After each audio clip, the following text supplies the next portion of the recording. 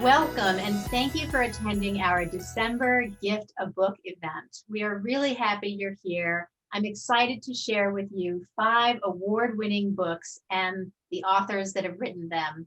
My name is Bella Mahia Carter. I'm a writing teacher and coach and author of 2 books with a third one coming out in June. It's called Where Do You Hang Your Hammock?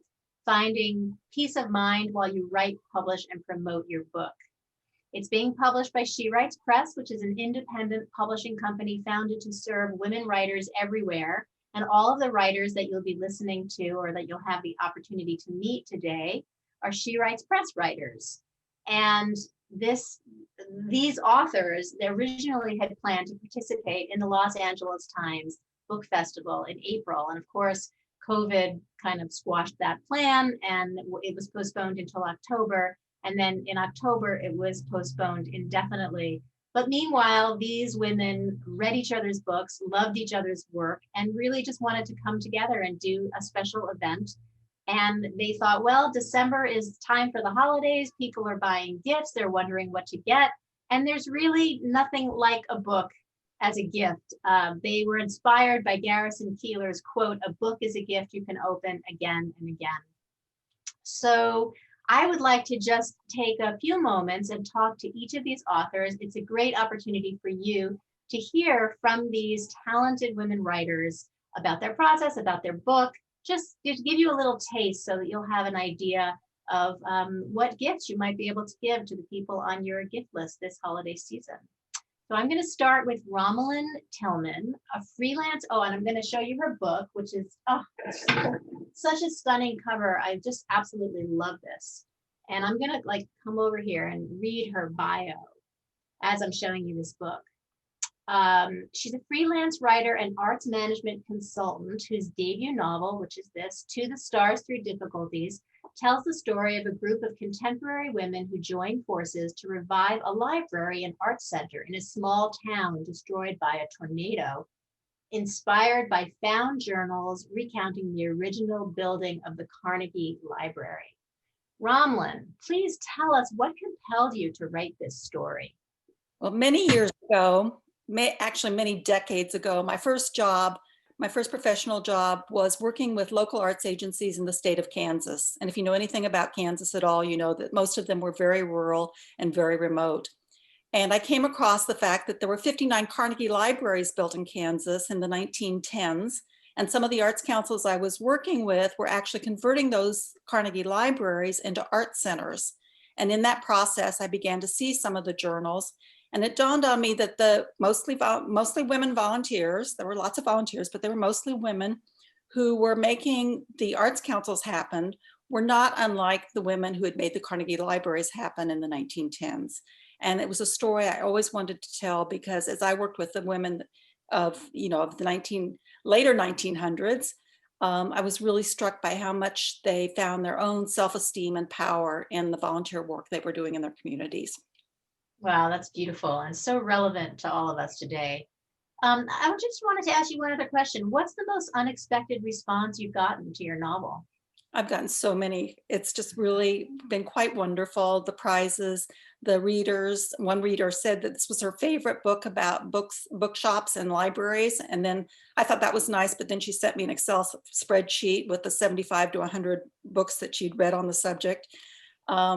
This summer, I had a really wonderful note, totally out of the blue, from a German publisher that wants to translate it. They thought that it would be the perfect book for after the pandemic. Well, it looks like it's going to come out in February and it won't be after the pandemic yet, but at least there's that. And then the other unexpected thing is just the women that I've met in this journey, including the people sitting here at this table, because it's been such a generous, smart group of women who have such incredible stories to tell.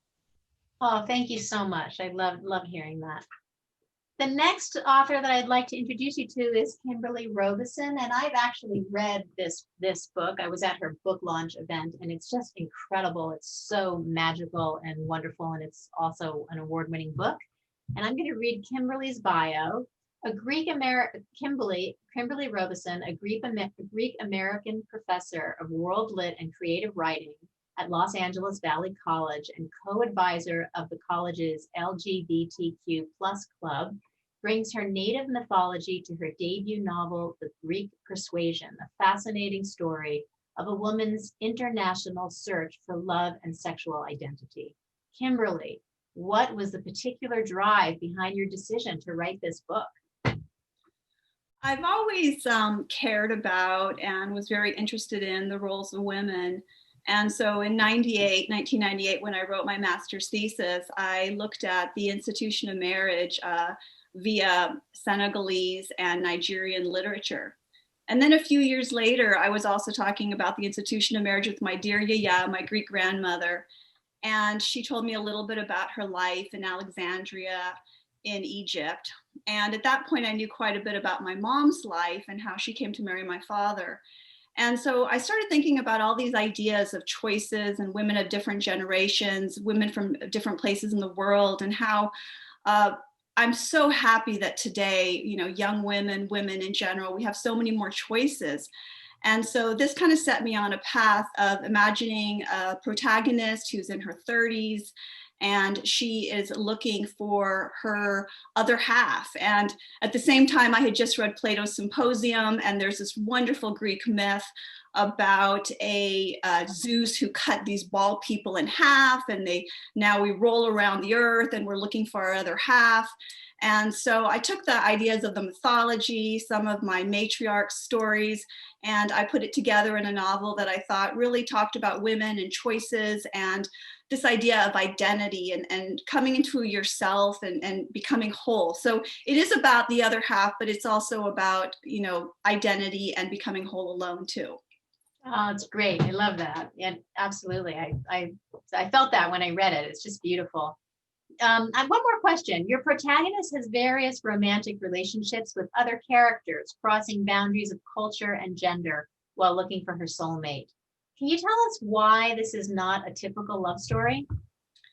I'd say it's not a typical love story because there, Milopoulos, right, my protagonist, she goes to an isolated Greek island, the island of Kithnos, and she goes there around the year 2000, and she has an affair. And the affair is actually something that really surprises her. It really does, and it changes her forever. So then when she returns to the United States, she has this person tell her, you know, what if people would look past race and age and religion and gender? Imagine all the people out there that we could love.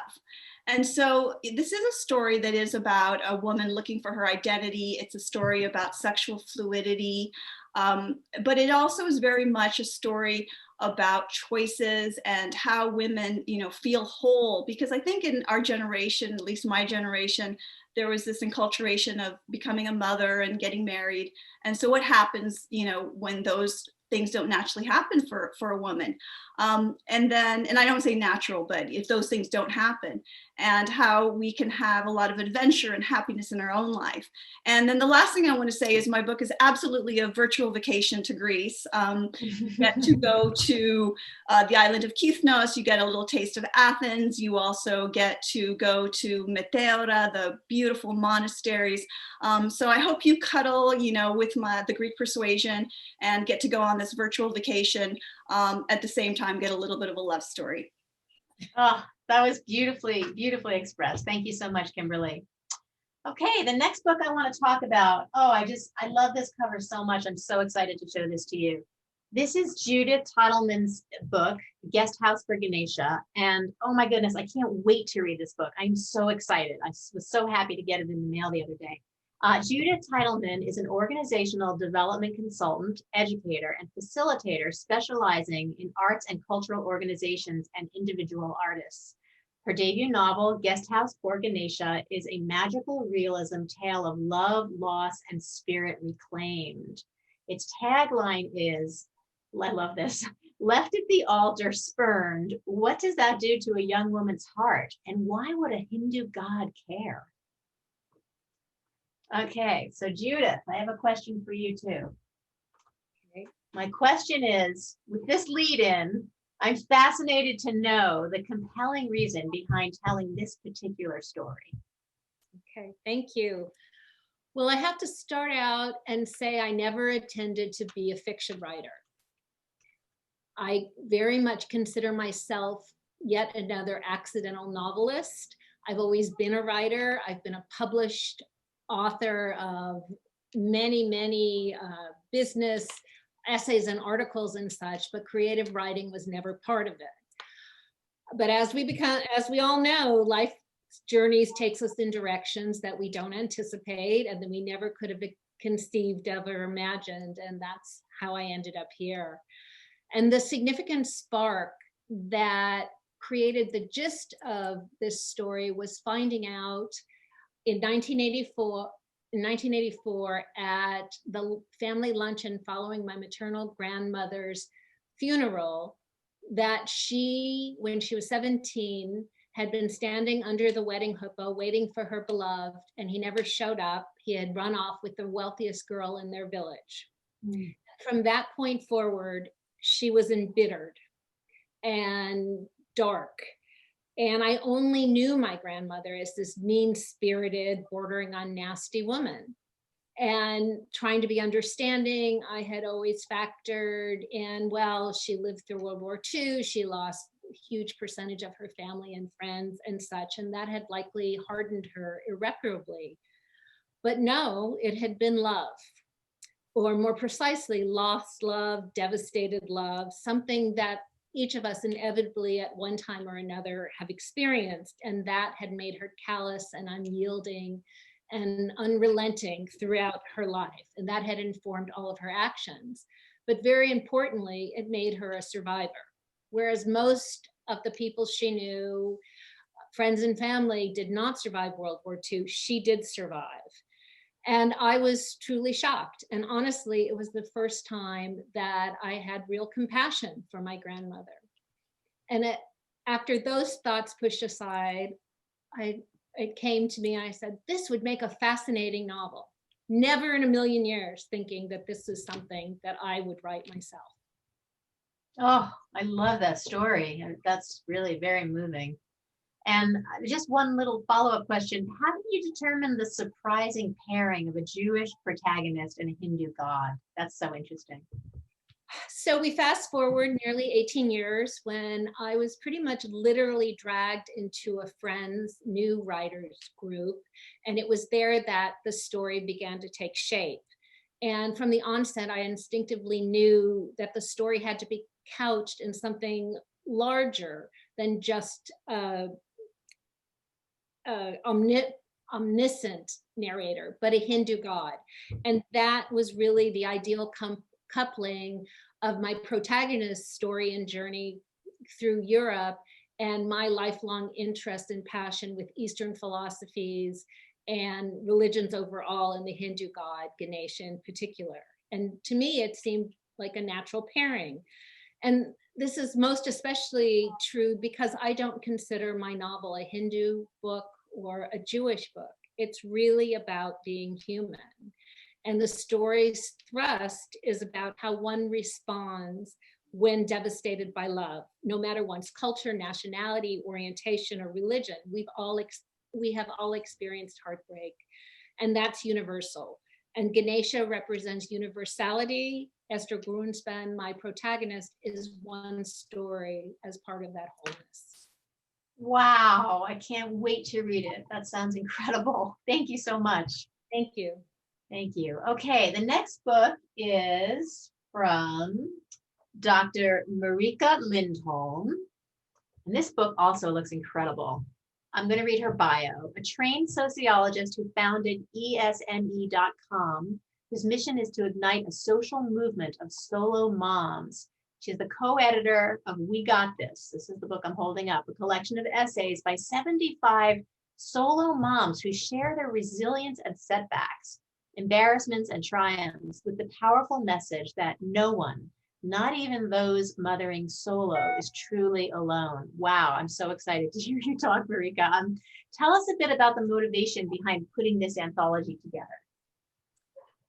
Well, it goes back to my own experience as a solo mom when I was teaching at Northwestern, and I felt that I was a strong feminist and strong woman. And then I got divorced when my kids were 1 and 3, and it slayed me, honestly. I became sick, I lost friends, and so I felt super alone. And I looked around for books that would speak to my heart and my soul. As an academic, of course, I read books about, Mom's Dad's House, co-parenting, Idiot's Guide to Divorce. I devoured everything, but I really didn't find a book that spoke to women's triumphs and challenges and struggles. And so that was in the back of my mind. Of course, I had to regroup, find my footing. And then later, I actually ended up starting a website based on this experience. I wanted to help women connect. So it's esme.com, where we not only have informative articles, but we have chat rooms and we have resources. And we have now been 5 years after we started, over 1 million single solo moms have been to our site. And on the site, we publish poetry and essays. And it just hit me that I could finally create the book that I needed so desperately a decade ago when I went through the same thing. So my motivation continues to be, and always is, to honor the moms that every day selfishly give of themselves 24 hours a day.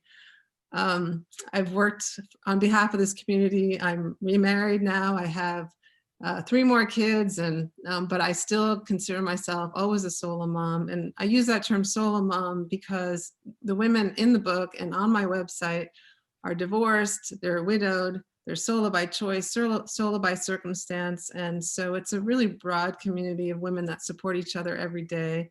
I'm super proud to continue to do that. And I think the book is really honoring them and a testament to all their experiences as they try to do the best they can. And actually they're doing an incredible job. Marika, that is so inspiring. I just can't even believe it. Just really, and thank you for correcting me. I said esme.com. It was in capital letters, so esme.com. And wow, I can't wait. I'm going to go visit. That sounds so wonderful. So what kind of stories can a reader expect to find in We Got This? Well, my co-editors and I are so proud of the collection we put together because we wanted depth, we wanted diversity, we wanted to honor all the different experiences of solo motherhood. And so you'll find in this book a young mom who's adopting on her own, and then the baby's born 8 weeks early and she finds herself in the NICU for 8 weeks. You'll find another mom who lost her partner to suicide. We have best-selling authors in it, Anne Lamott, Mary Carr, Lucille Clifton. We have just an amazing, well-known solo moms. And then we also have up-and-coming solo moms who are great writers. And we really wanted just to show the depth of solo mom experience with women who had a really strong voice and were really strong writers. So it's also literary. And we have poems in there, and the poems are very accessible and beautiful. Some of the other stories that have made a big impact, there's a mom who talks about losing her spouse to mental illness and how that impacts her sons. And there's another story, which is one of my favorite. It's very witty. It's a woman who is a military spouse, and she thinks in the middle of the night, her kids are sleeping, and she's like, oh, I'm having an anxiety attack. My heart is hurting. I'm having an anxiety attack. And she thinks about all the women on the base who will make fun of her if she goes to the hospital. Well, finally, she brings herself to the hospital, and she indeed is having a heart attack. And, it just really speaks to the ethos of, and the strength of all these military spouses. And, and yet it's witty and funny. Not all of our stories are sad. I mean, although we talk about there's domestic violence, there's raising kids with special needs, there's the fear of raising a Black son.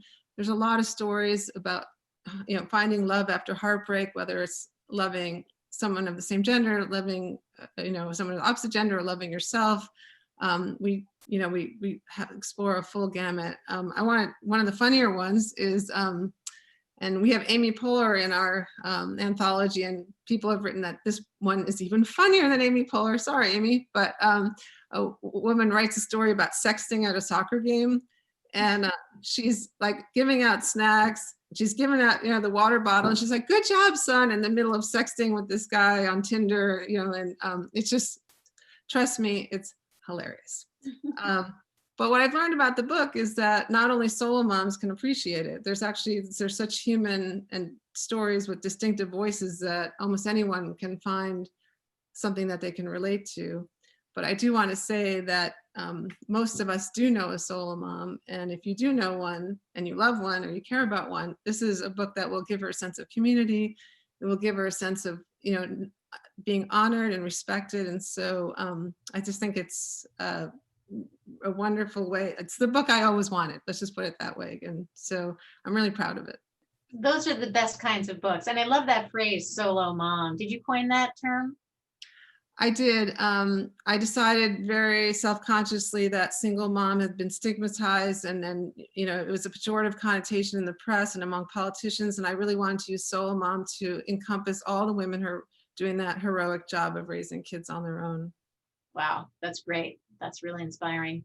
Thank you so much.